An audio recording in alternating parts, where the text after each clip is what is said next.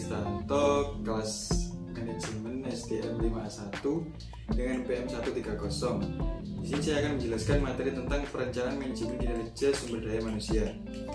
Perencanaan manajemen kinerja merupakan proses penyusunan rencana kinerja sebagai penjabaran dari sasaran dan program yang telah ditetapkan dalam rencana strategis yang akan dilaksanakan oleh organisasi melalui berbagai kegiatan yang telah direncanakan. Perencanaan SDM merupakan proses perencanaan sistematis untuk memaksimalkan sumber daya manusia sebagai aset utama perusahaan. Tujuan dari perencanaan SDM ini adalah untuk memastikan kesesuaian antara tenaga kerja dan pekerjaan, baik dari segi jumlah maupun kualitas yang dibutuhkan. Untuk berikutnya adalah manfaat dari perencanaan SDM. Yang pertama adalah mengantisipasi kebutuhan tenaga kerja dengan berbagai kualifikasi di kemudian hari. Yang kedua adalah meraih visi dan misi perusahaan secara lebih optimal. Dan yang ketiga adalah memastikan perusahaan mempekerjakan karyawan yang tepat di posisi yang tepat.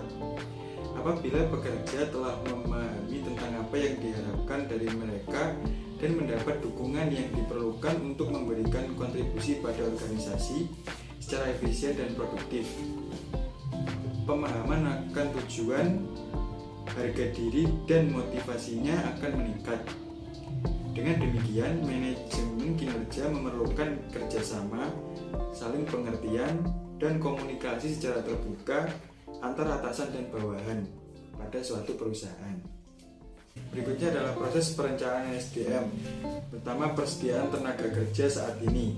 Langkah awal yang dapat dilakukan dalam perencanaan SDM yaitu mendata ketersediaan SDM yang sudah ada pada perusahaan, mulai dari jumlah tenaga kerja, kapasitas, dan kemampuan latar belakang pendidikan. Berikutnya adalah memperkirakan kebutuhan SDM perusahaan untuk beberapa waktu ke depan.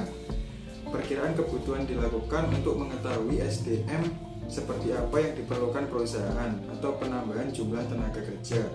Sedangkan perkiraan ketersediaan dilakukan untuk mengetahui SDM yang sedang dibutuhkan pekerjaan dan siap direkrut.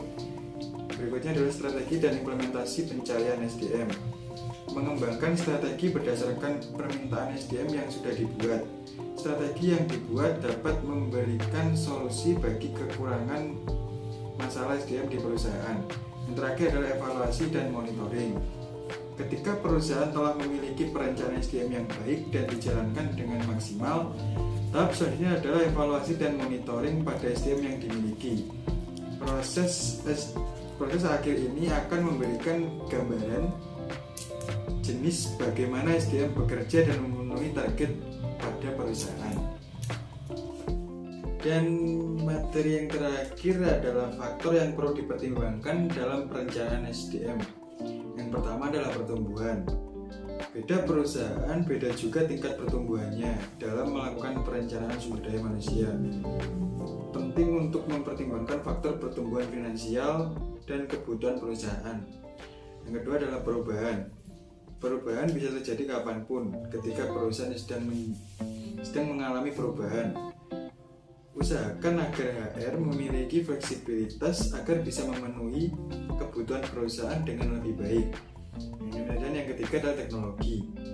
Di era yang didominasi oleh teknologi pada saat ini, penting bagi HR untuk memahami pentingnya fungsi dan peran teknologi dalam operasional suatu perusahaan.